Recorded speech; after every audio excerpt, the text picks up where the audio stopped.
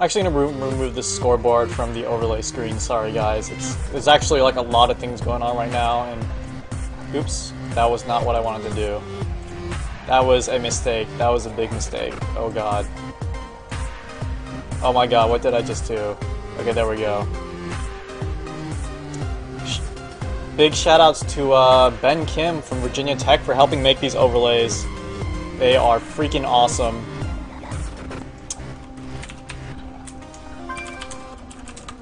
Yep, and the moment I take the scoreboard door and someone asks about the score, so it is currently 1-0 for Cal Poly Pomona. You'll see the scoreboard in-game. I'm just experimenting with stuff. Actually, you know what? I'll just put the scoreboard back up.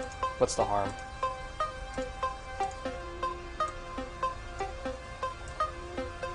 There we go.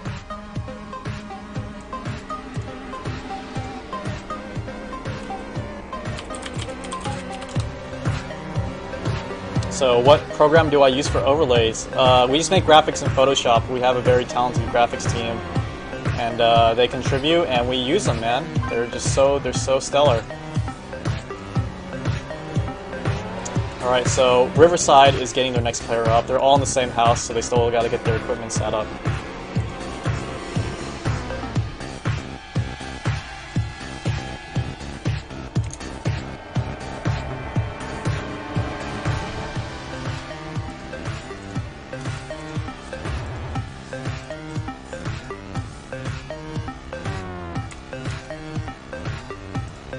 So here's the problem with leaving that scoreboard up there. It's like I had it. So we use Starboard. So look up Starboard StarCraft 2 for this scoreboard, and the problem is here is that sometimes when I alt tab between things, it disappears. Like, you know, it's not on top of all the windows. So then it's a problem. It's a problem when it disappears because there's this weird blank portion up here. So I don't know how to get it sticky completely on top, or like have it on top all the time. So how we use these overlays, all we do really is we capture the screen with XSplit, and we just put graphics over it with XSplit. It's really easy. If you've never used XSplit before, it takes like 5 minutes to learn. And once you figure out how it works, you realize how how everyone does their production value. It's pretty straightforward.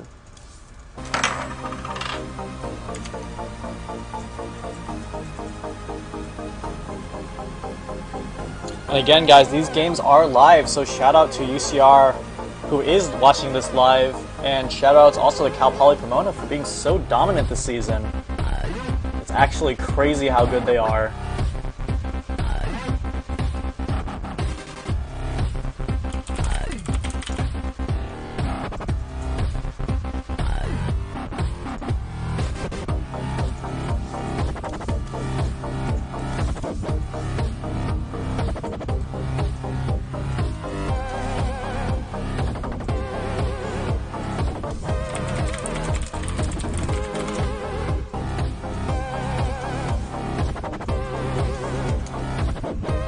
Alright, ooh, I should also change the races of these players right now. It's going to be a TVP. Alright, so there we go. Race icons are not correct. Still getting used to the starboard. We're going to try to skin it. It is an open source program, so what's cool about that is we can actually change how this actual thing looks. So if you're watching MLG today, they're actually I'm like 100, well not 100, I'm like 90% sure they're using this overlay. They just skinned it to look like MLG, and it's perfectly legal to do that because it's an open source program.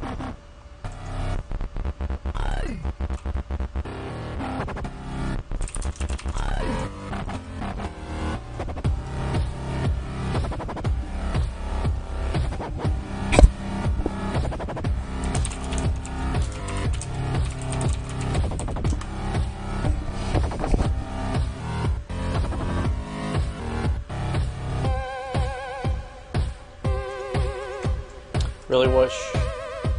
Oh, there we go. Alright, awesome. I am in the game lobby right now. I'm just going to give you a sneak peek of what's going on. Alright, there we go. We are in the game lobby right now, so I'm going to put back the overlay just because, you know, just because not much is going on, really.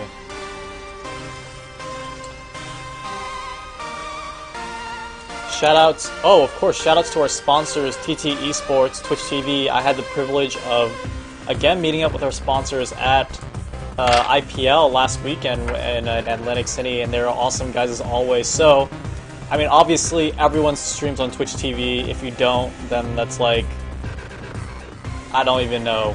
You know, like, why would you not stream on Twitch TV? You are just an absolute freaking newbie. Alright, and TT Esports, they make awesome gear, they have awesome players. You may have heard of White Raw, that guy's pretty good at this game. And, you know, I think on their Twitter they previewed this new Batman-looking mouse that's coming out really soon, and I know I'm definitely going to pick that up, because the mouse looks like it's the freaking Batmobile, man. If you don't have a Batmobile as your mouse, I don't know what to say about you, but it probably involves some kind of abortion on esports.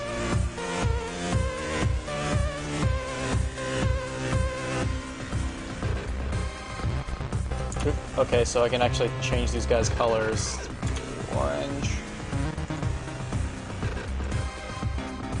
See, and look, the scoreboard disappeared again. I put it back up. It's like I actually need a dedicated person to like click show scoreboard continuously on my computer.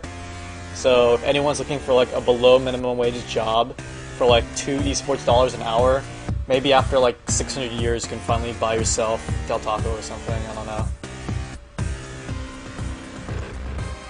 It looks like I think we might be good to go soon.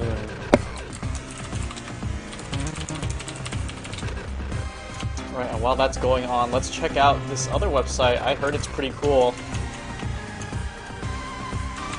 It's the High School Star League. 29 registered teams now. The CSL has 250, something like that.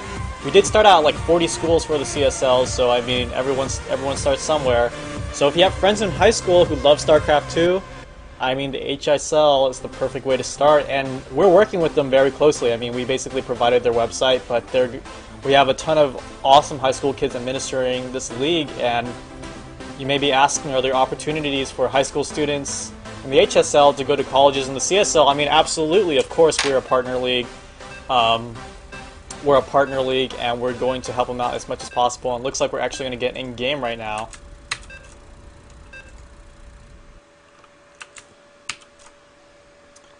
On Naga Caverns, so excuse my bantering. This is going to be set 2 of UCR versus Cal Poly Pomona. On the bottom position of Naga Caverns right now, we have Fabled for UCR, and he's going to have to probably defend against a 1-1-1 against Woodstock from Cal Poly Pomona.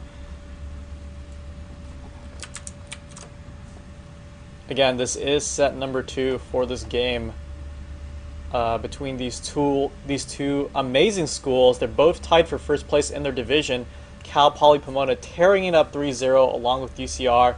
Whoever loses this game loses their undefeated record. So a lot on the line here for both schools. And this is actually, I mean, I think you all know this is actually not ideal for UCR to start out with. It's a TVP. It's on Naga Caverns, and Fabled is the Protoss here. So, if you like the number 1, it might actually be, you might actually like this game a lot. But we'll see. You know, I'm not going to make too many assumptions about Woodstock's play, but that would be, you know, one of the more optimal strategies that you could pull out here. Woodstock might, you know, do something a bit more standard, like proxying 2 barracks in his opponent's base or some shenanigans like that. I'm going to put up the production tab right now. And here's the other thing when you use this starboard. So just a tip for you guys who want to cast your own schools games, you want to get the overlays going. So first of all these overlays you see here, I guess like I can't really see them, but these overlays you see here, they're just graphics, they're just pictures we put over the screen. But this scoreboard here is an actual program that displays the scoreboard on the screen. But look what happens when I do this. See, we don't really see the players. We don't see the players' actual names, and now they're mixed, right? So the orange is actually Fabled and the blues Woodstock, so they switch. I don't know what determines that. So we're gonna have to leave it off for now. That's one of the downsides of using this scoreboard. But you can see the supply up here if you wish to enlarge the screen and make it out. Alright, and nothing too out of the ordinary from Woodstock. Getting his gas, getting his depots, getting his racks. Nothing out of the ordinary from Fabled here. So like last game, no shenanigans in the early game too much. We're going to have to look out if we see any one-on-one shenanigans from Woodstock. He is getting his tech lab, which is actually pretty normal. In this case, he might actually be getting a... What could he be using that tech lab for? I don't know. I don't play Terran too much. Probably a Marauder. So we may be trying to put on some pressure, even getting a concussive shells first. So we may see some quick pressure here. Fabled.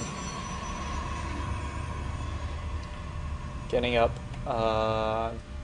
just another pylon, nothing out of the ordinary. I don't know why I even began to talk about anything interesting in this production, because nothing too wacky is coming out for Fabled. He hasn't gotten a second gas yet, so he's not going to go very sentry heavy like GN did last game. And Probe and a Stalker going up for the pressure here. And a command center coming out for Woodstock, so no one-on-one shenanigans here. So we're going to actually see a game that's not going to make us boil with rage. And Fable losing his first Zealot, that is actually horrible for him.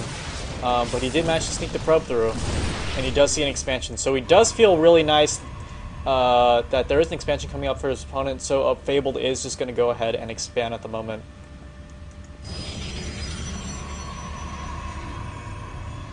Now Fabled just grabbing a second gas, is saving all those minerals for his expansion.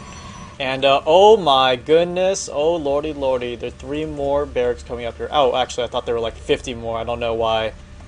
That's too surprising. 3 barracks after your command center is it's actually pretty good. I mean, it is setting yourself up for a tad bit of aggression here and there, and he is pumping, looks like straight Marauders. So once he expands, I think he's going to look to 4 barracks pressure here. And that actually could turn out horrible for Fabled if he doesn't realize this at all. And we even have this SCV here from Woodstock to scout out his opponent to find a good timing to attack. So if I had to guess, Woodstock could put on a significant amount of pressure, if he chooses to, on his opponent while he expands. And Fabled, I don't know what he can do in that case. He just has to get a few more gateways out and just maybe even cut probes to defend against that kind of insane amount of harassment. He is getting a robotics facility though, and another gateway, so his production is looking to be top-notch once he gets his expansion up. And looks like, here we go, Woodstock is going to start moving out. Now whether he chooses to expand or defend with these groups of units, we're going to have to see. Looks like he's going to choose to defend with that barracks, or excuse me, not the barracks, the bunker there. And looks like it's our Protoss player who's actually going to be more aggressive. Oh no, and he's actually going to pull back right now. So both players right now, I keep calling that they're going to be really aggressive, but they're actually sitting in their bases, not doing much. And whoa, where is it? There is a quick robotics facility going up somewhere. Robotics bay, excuse me. Where is that? So funny. Oh, there it is. There is a quick robotics bay going up for Fabled right now. He's looking to get extremely fast Colossus, and this is the problem with that build, is he has like no gateway units. It's all his money's invested in tech, and he's really weak at the moment. And look at this huge ball coming out here for Woodstock. If he actually chooses to pressure right at this exact moment, this is a really great timing for really heavy Marine Marauder pressure, because the Protoss is committed so heavily to this Colossus tech, this really early Colossus tech, that he actually has no units to defend, or like really little units to defend. Observer out here for Fabled, so he knows kind of his opponent's forces, or how many forces his opponent has. And Woodstock looks like he isn't going to pressure, which may be a bit of a mistake, or at least he's throwing away an opportunity to get an advantage. He's just going to go straight tech labs. Oop, nope. 1 reactor and 2 tech labs on these barracks. The first Colossus almost out for Fabled while researching the Colossus range thermal lance. Yep, and as this game continues, the favor might just sway towards Fabled at the moment. I mean, if he gets up a big enough Colossus count, really, it's such a tough, extremely tough unit composition to build. And let's take a look at Woodstock's vision. He doesn't see anything from his opponent's base, so he's basically playing blind unless he's just assuming that his opponent... Oh, there we go. A very nice scan. He does see a Colossus out, so he knows the timing.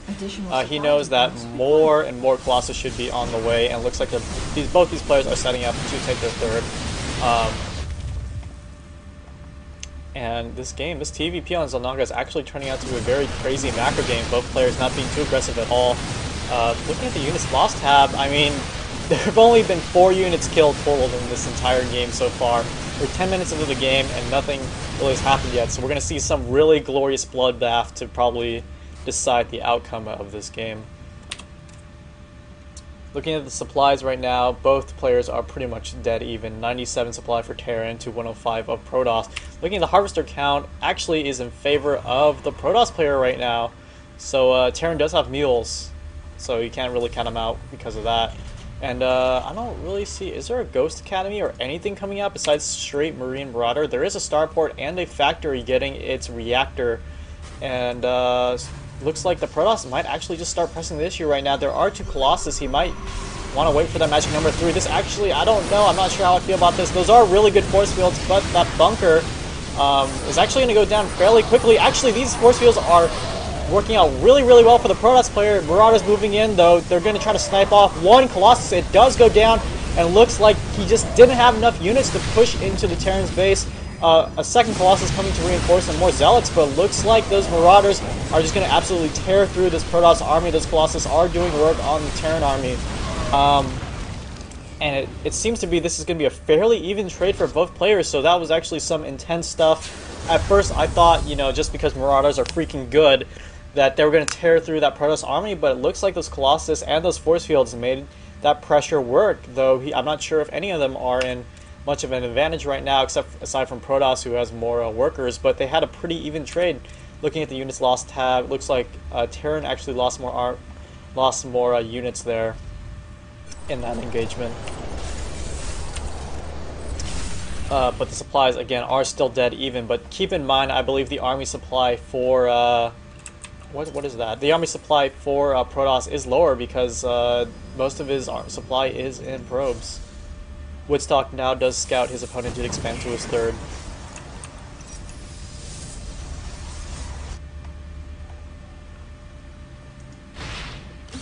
Looks like Terran is actually going to take his gold expansion for his third.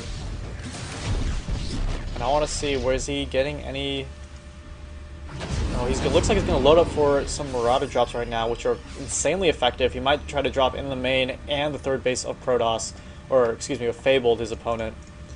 And Armory going up for Woodstock at the moment too. I want to see some Ghost Academies. I want to see some Sage Tanks coming out, but looks like that's not really going to happen.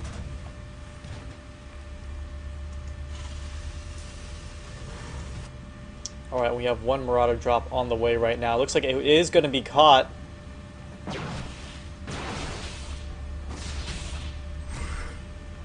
So it looks like this isn't going to really do much. But here's another Marauder drop right now. They're going to harass his probe line just a bit, but Marauders actually aren't too efficient at taking out probes. 3 probes, 4 probes, and looks like he's going to have to, you know, probably retreat.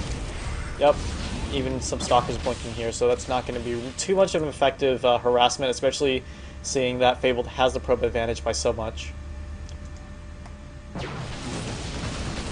Oh, and another drop going down here.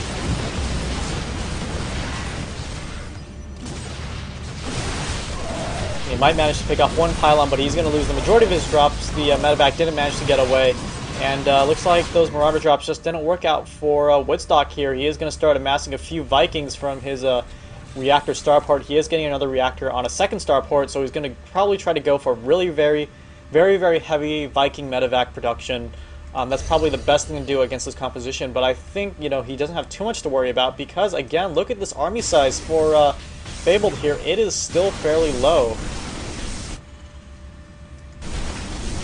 I mean, I think with perfect positioning, the Terran player right now could do quite a number on the Protoss army. Even scans and takes away that observer. Very nice, keen observation from the Terran player.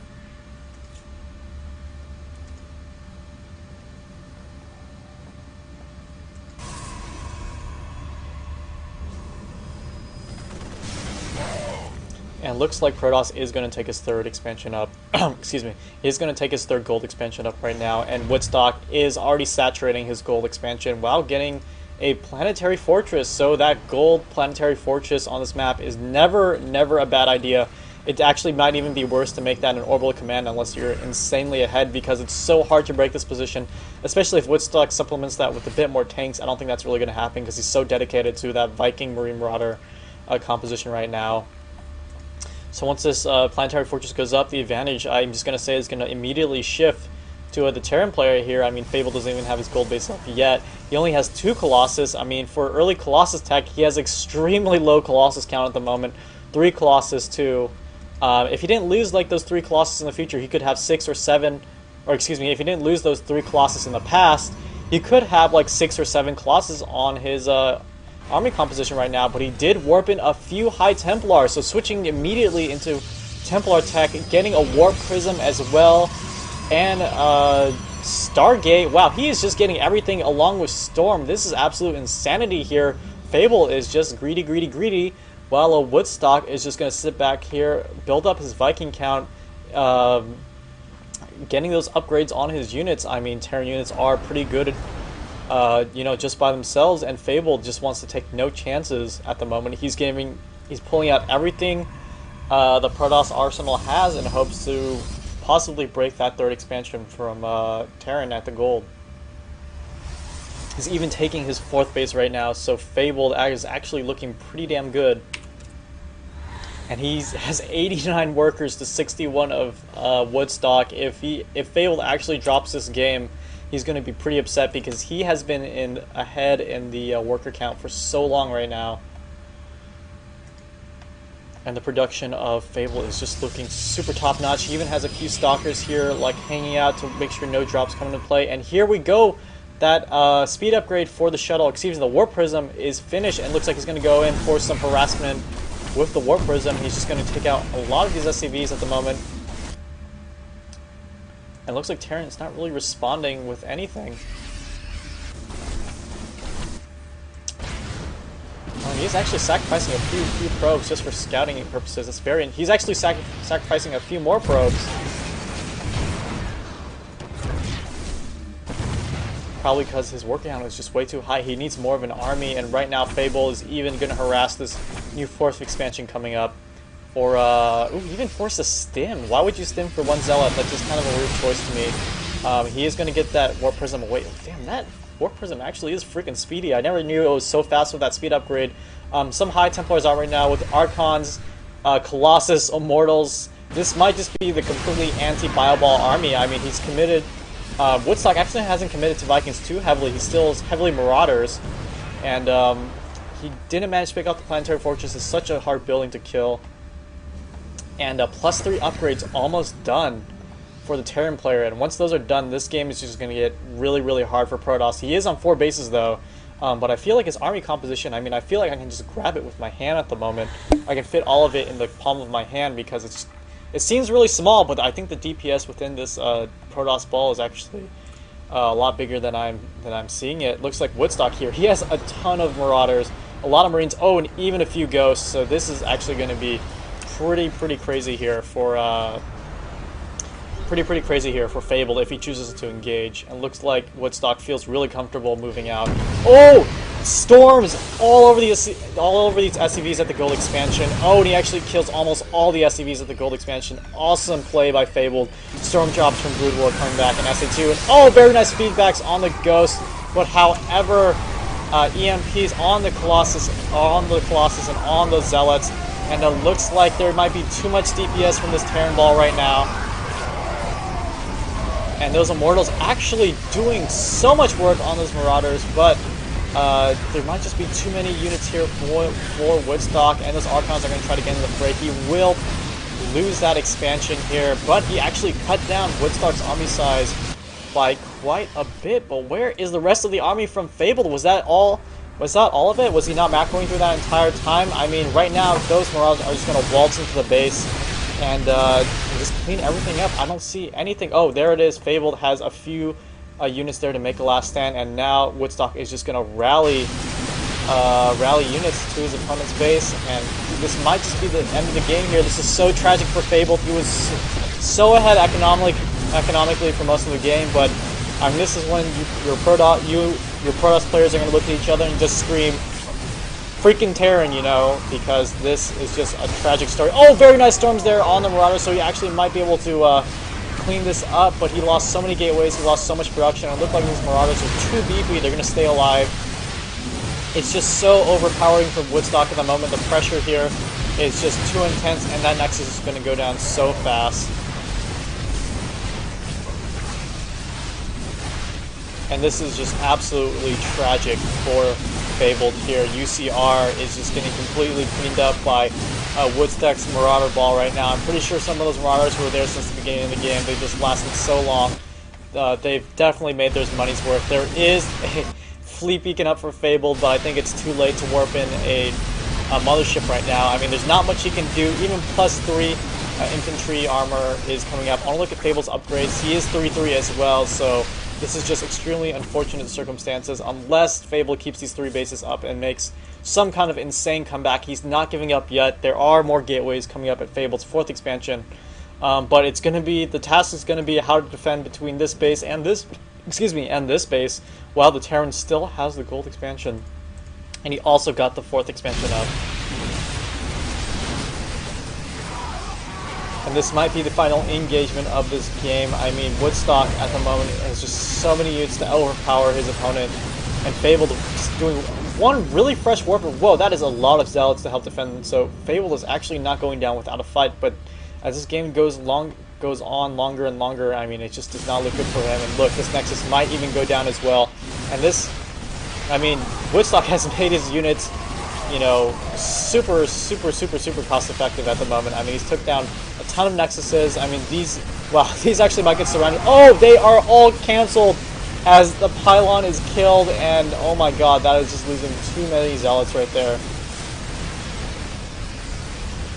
And now he loses the Nexus, and he's going to lose all his units as well. He's going to pull all these probes back to his expansion, which is going to lead his opponent right to his final base.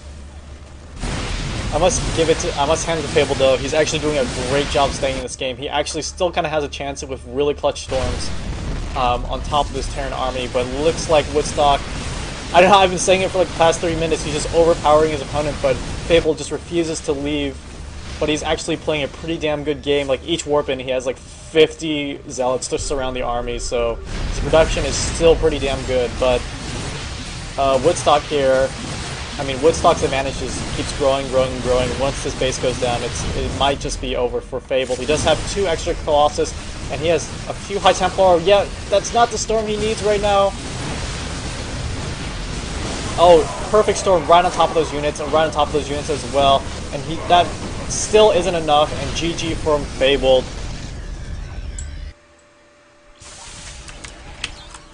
And that is going to put Cal Poly Pomona up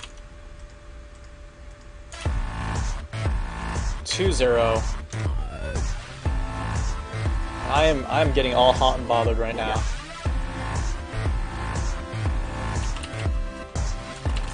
Next up, we got our 2v2 game between Cal Poly Pomona and UC Riverside.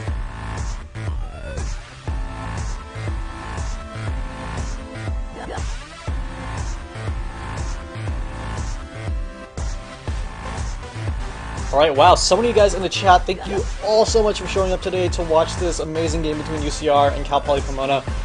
It is currently 2-0 up for Cal Poly Pomona, but as you can see, UCR has some insanely talented players. All the games have been extremely close.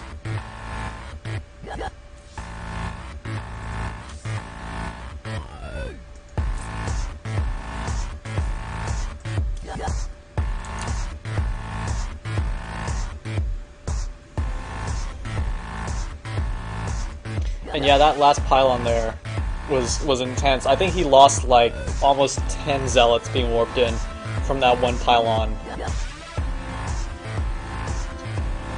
Alright guys, be sure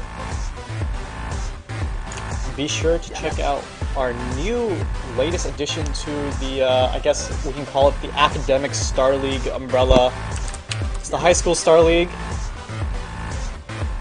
Alright, so they're kind of like under our umbrella of Academic Star Leagues we're trying to get up here. So the High School Star League is essentially what it is. It's like the CSL, but for high school. So if you have friends in high school who want to play in a freaking awesome Star League, then tell them to join the HSL. There are already 29 schools registered. And this is only the beginning for the High School Star League and the CSL. We have so much more awesome stuff on the way.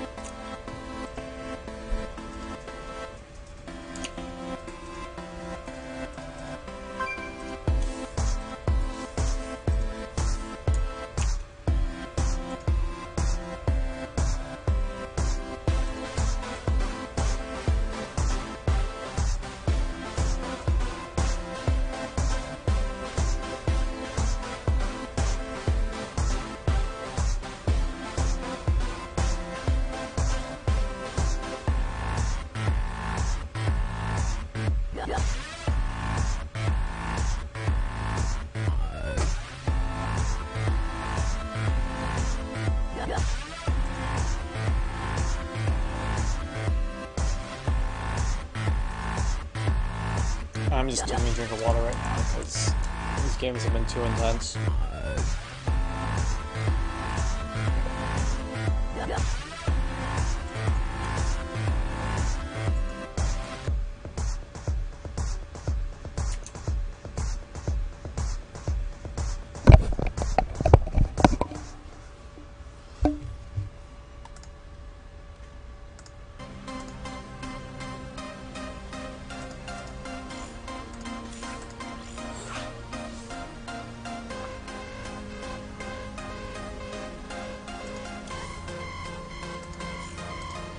I'm currently in the game for the 2v2 right now, and this is where UCR has to bring it back in this 2v2 game because it's not looking good for them at all. They are down 2-0. They lose this 2v2. It's going to be a 3-0 shutout for UCR. Cal Poly Pomona is going to take first in the Caverns division. This is arguably the most competitive division in the CSL. There are just so many good schools in this division. It's amazing that both these schools, Cal Poly Pomona and UCR, are just undefeated this season so far, and this is going to decide who's going to lose that record. And UCR is on the brink of losing the undefeated record. Cal Poly Pomona is looking so sharp. They're looking so good this matchup. And 2v2 is a matchup where anything could happen.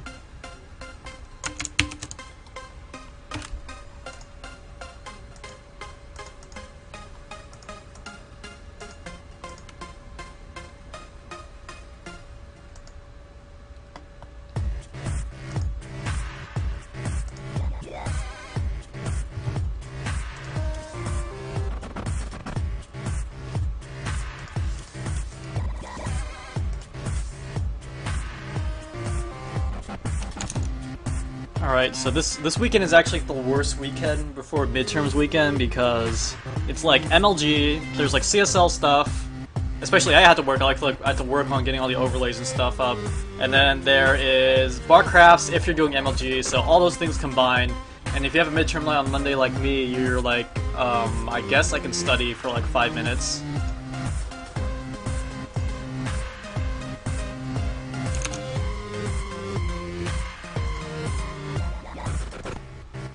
And for those of you guys going to BlizzCon, that's like right before week 5 if you're on the quarter system. Well, I mean, only UCR would understand this, but it's like midterms week right after BlizzCon too, so it's like, but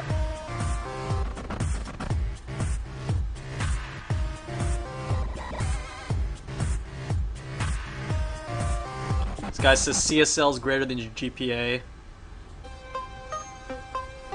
That's for you to decide.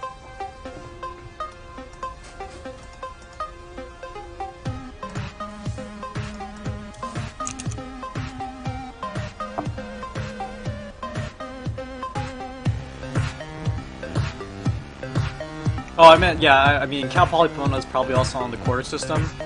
But I was just saying for the people who are like East Coast viewers or something. Like most schools are semester, I believe. I don't know. I don't know. See, look, there's the starboard just disappears. I'm just not good enough at keeping it up there. Alright, yeah, so UCR is all sharing a computer, I believe, so they're just getting the settings right. They are down to 0, but they're a tough school. This could easily go into an ace match.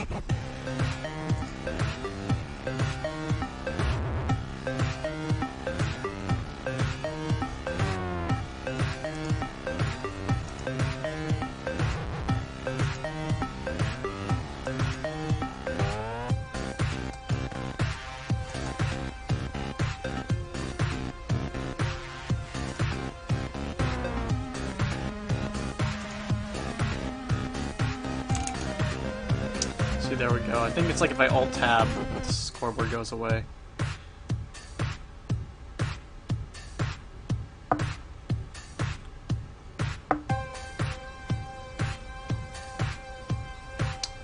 Alright, I'm gonna check up on some MLG results. Thank you guys so much for watching. I know MLG is going on right now, but it's so cool you guys came out to check out the CSL. Especially since this is a live game cast between both players.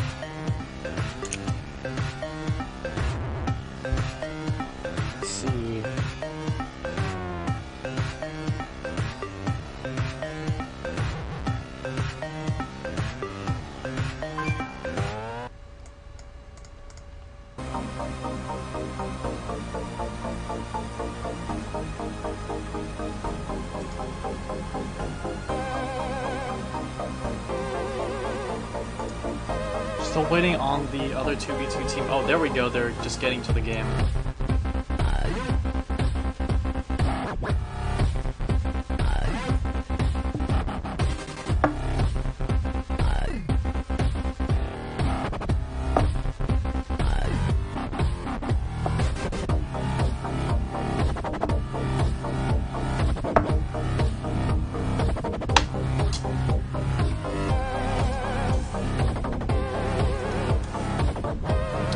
Almost ready. We're just waiting on one more player at the moment. Look, when I alt tab, I'm gonna have to put this scoreboard back up. Ugh.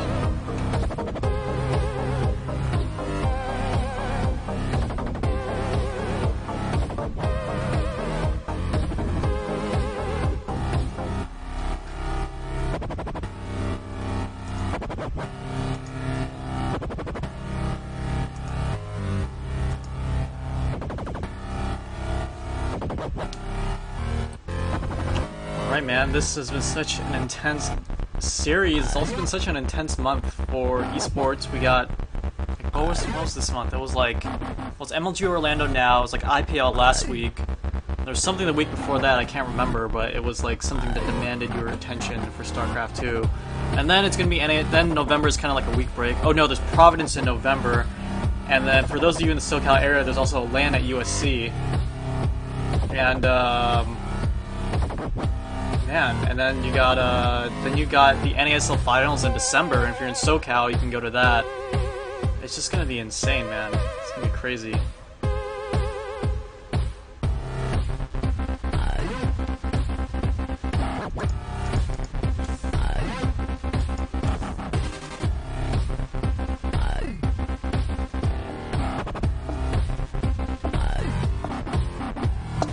If you guys have never gone to a live event, you definitely should go check them out. CSL, we're going to have our own live event soon, but fortunately we can't have any Korean players or pro gamers there because, well, first of all, it'd be too expensive to fly them out, and second of all, they're not really in our league. Well, not all of them, except for, what's his face, Gosu Gonswer or something like that from Miami University. He played Marine King Prime on the main stage today at MLG. That's pretty freaking impressive for a student. So, I mean, he had his few minutes of fame. He did throw the game, though. It's a bit unfortunate, but he played beautifully against Marine King Prime.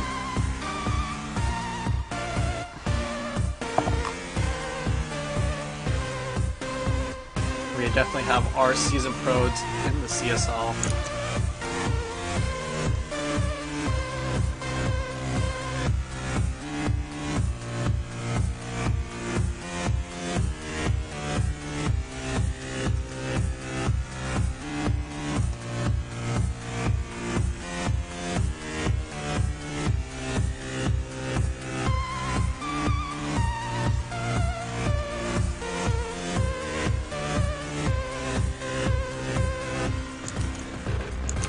Sorry for the lag here. Oh, scoreboard, why do you do this? I want to check what cool features I can do with this scoreboard while we wait. It can be transparent. Oh man. Oh man. Alright, that's it. Anyway, yeah, so some of you guys talking about, oh, is this going to be 3-0, is this going to go to Ace? I mean, this is so unpredictable. These two schools are so good. Like, I'm not just saying, oh my god, these schools are good, they're playing the CSL. No, these schools are actually, like, sick good. 3-0 in one of the most competitive divisions in CSL. They all have really high Masters players on both teams.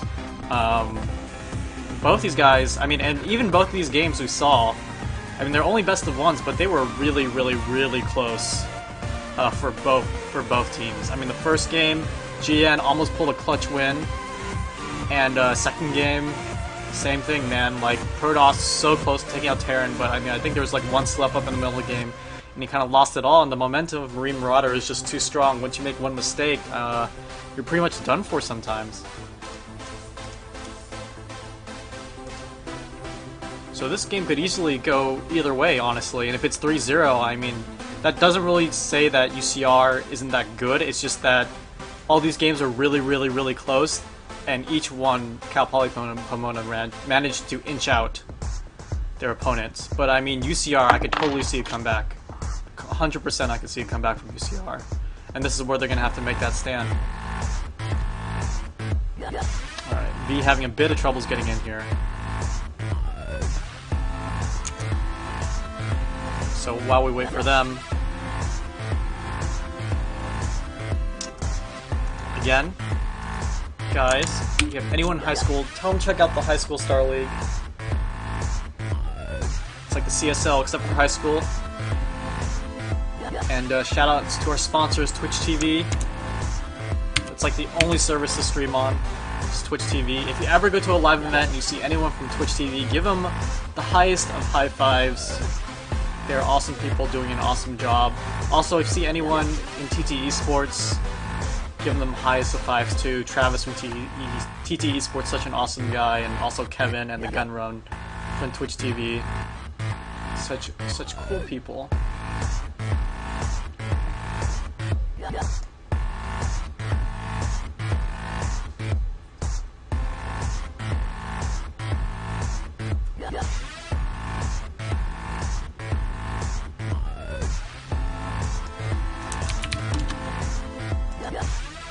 Also, man, if any of you guys are interested in helping out the CSL, we are taking applications. It's not a job. I mean, basically it's volunteer work, but I mean, we screen applications because we want people who are dedicated, like who will easily put hours in front of the computer just making this league at the best as it can be. I easily spent like 3 hours last Friday trying to bump the stream production with new graphics, working on new ideas.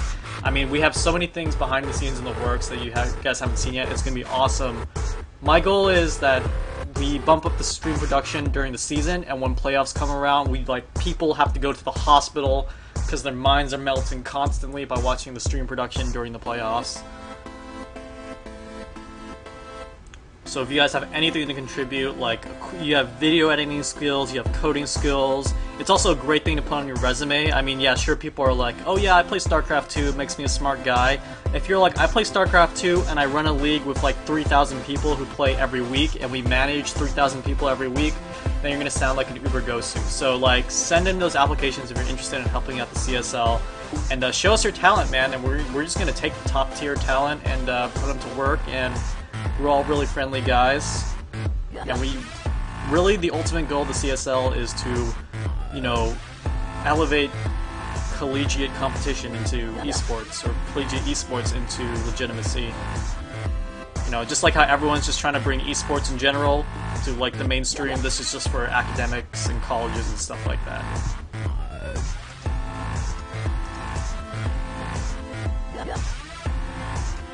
Alright, looks like everyone is in game right now.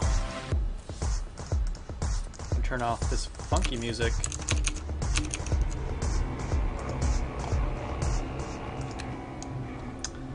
And we are gonna get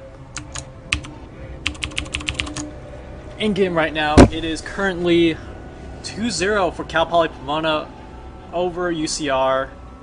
UCR really has to bring it back in this 2v2 game.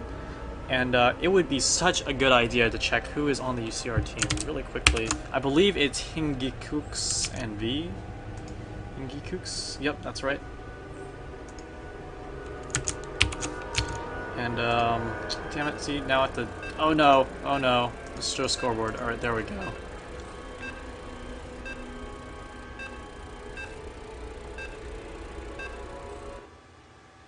Alright, and here we go. This is going to be Scorched Haven. This is a 2v2 map. This is potentially the last game. So if you want to see UCR bring it back, record yourself screaming, going wild, and then send that wave file to cstarleague@gmail.com, and we will compile it into a audience screaming sound wave file, and we will play it later on in the season.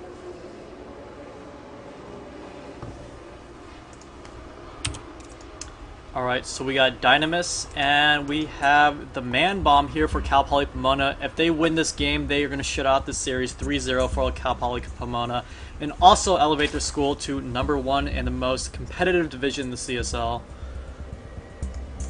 And we have V here, and we got Hingikooks. Oh, Hinagi. Oh, I'm bad at reading. Hinagi KUX. I'm just going to call him Hinagi. For UCR, and they have to bring back the series if UCR even stands a chance against winning Cal Poly Pomona in this series. And if you want to look at the production tab, the top two here is Cal Poly Pomona. Alright, so the top two here is going to be Cal Poly Pomona, and the bottom two is going to be UCR.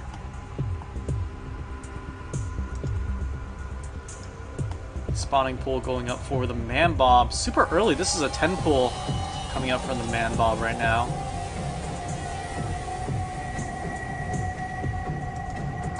And V is going to go for a gas first build. Same with Hinagi. So the thing about a 10 pool is also getting gas really fast is that most people expect Zerglings to come out really, really fast, but the Man Bomb could easily just get a really, really early queen.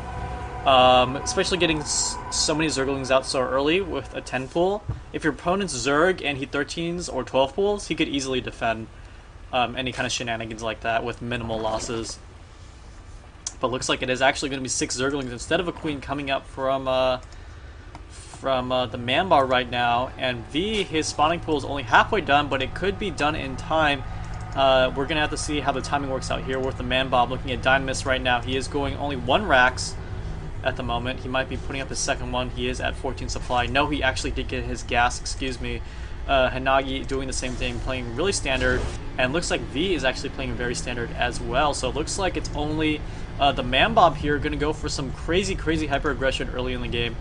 He did spend his extra 50 minerals into more Zerglings, so he isn't backing this up with any drones yet. He is putting all his production into Zerglings at the moment. This aggression is just going to get way crazy right now. And he might even take down these gateways here. There's no Zealot. No Zealot has been made for UCR here. So V just getting those first Zerglings out. But, I mean, Hinagi has a Zergling advantage. He could easily take down this gateway. Hinagi, you know, I think what a wise decision would be is to just put another gateway to wall off. I mean, he might just lose this gateway here. And he could just put another gateway here for safety. He could cancel out anytime he wants. There is some crazy micro battles going on right now. And looks like V is going to go straight Zerglings as well. And here's the advantage of going that later pool defending against the cheese, is your economy is just better, and you can just pump straight Zerglings and still kind of be ahead of your opponent. Looks like the Man Bomb, I haven't seen him make anything but Zerglings yet. I mean, he's still on like 10 drones or something like that. And now speed is done actually for the Man Bomb as well, and he actually could break through this gateway if he chooses to ignore these Zerglings. More Zerglings coming out here. Oh, he actually cancels. What was that? He canceled buildings there, but actually, what was I going to say? I totally forgot. The Man Bomb just lost so many Zerglings in that engagement, and now we're going to see a really intense Zergling Hellion strategy from Cal Poly Pomona. This actually could prove very deadly, but the Zergling count for the Man Bomb is so low. It is extremely low for this strategy to be really that effective. And looks like V is actually going to take this fast expansion right now. So it looks like Cal Poly Pomona really has to make something work at the moment if they really, really want to win this game, because I feel that the Man Bomb basically crippled himself with that early 10 pull, and he didn't do that much damage. As UCR did manage to defend. Let's take a look at what UCR is planning right now. I think they're going that Zergling Stalker strategy as well. So both these teams are supplementing Zerglings. Looking like we have an engagement here in the middle. Hellions roasting up more of UCR Zerglings, and oh, perfect surround from Cal Poly Pomona. They're going to take out so many critical Stalkers here, and looks like those Hellions are just going to town on UCR's Zerglings. This is actually looking pretty bad for UCR. UCR, I really want them to hold out. I want to see a game 4 and 5, but it looks like that's just not going to happen here because Hellions are just running up the ramp, and this is going to get really, really ugly for UCR. That Queen is going to fall, and the Zerg player for UCRB is going to possibly just be out of this game or just insanely crippled. It's going to be up to Hinagi to even try to bring this game back. Very, very nice control and very, very nice partnership between the Hellions and Zerglings going on here for Cal Poly Pomona.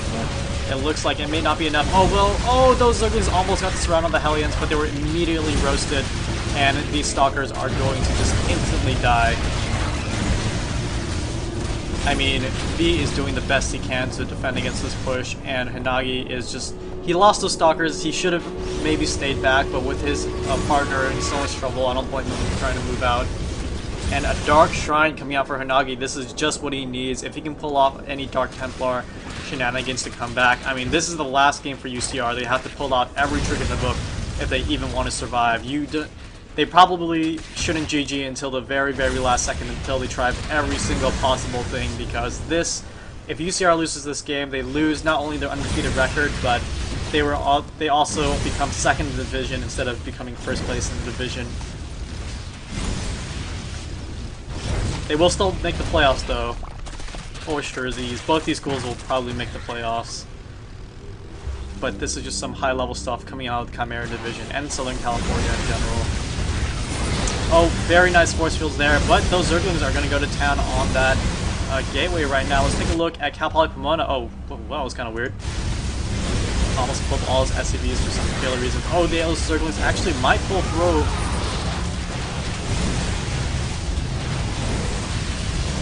And even Marines coming out in the fray for Dynamis here.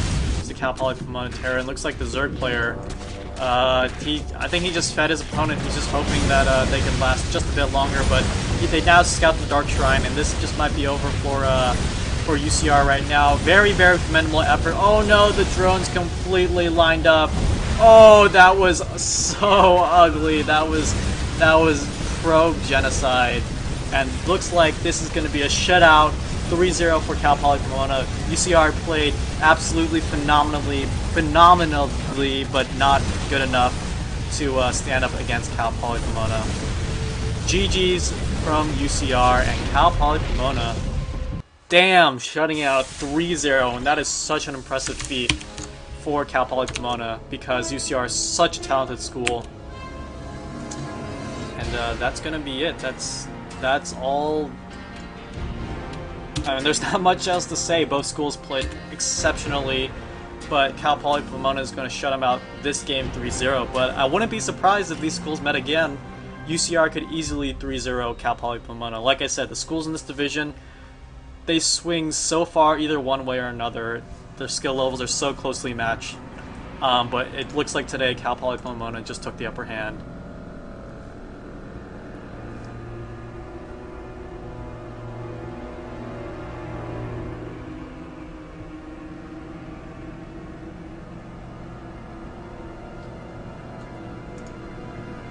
Alright, and with that being said, I am so needing of water. Oh, I just dropped my water.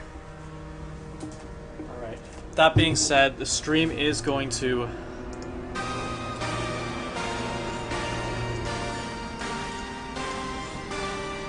Excuse me, hold on. The stream is going to go down very, very soon. Just want to give a shout out to everyone who watch CSL right now on top of their quad stream for MLG, so you're probably watching like 5 streams at once. But thank you guys so much for showing up today and watching this game against two extremely high-level schools. GG's coming out from both teams. And those were really, really good games. Not gonna lie, those were really, really good games. Again, check out, first of all, shout out to our sponsors, Twitch TV. If you're not streaming on Twitch TV, then you're just a total newbie. Just like stream on Twitch TV, they're like the best service for streaming your gaming needs ever. You can upload your videos to YouTube when you're done, directly from the website, so you don't even need to know anything about encoding. You just stream and record, and then you just upload to YouTube. So easy. And they have so many other features as well. You can interact with the chat, you can become a partner and earn money. They're just offering so many services to the gaming community. TT Esports basically sponsors so many things for StarCraft 2. They're just such a great company. Definitely check them out. Check out our Battle Dragon bag review. That bag is so good. I store like my entire life in there. It's just so big and it carries so much stuff. So good. And you might have heard of White Raw. They sponsor White Raw too. So TT Esports, definitely an awesome group of people as well. And definitely check out, the very last thing you want to check out is the High School Star League. It just went up yesterday. If you have friends in high school, if you know people in high school who play StarCraft 2, tell them to check out the High School Star League. Because there are so many teams that are going to be signing up to play, these academic-based Star League teams. It's going to be the sick sauce. And I think that's going to be it for today. So, thanks everyone for tuning in. I'm going to go back to watch MLG. You guys should go back and watch MLG. Go support your local barcrafts. If you guys are having a barcraft, let us know at cstarleague@gmail.com. There's so many more awesome things to come. But for now, that's going to be it. So, I will see you guys all later.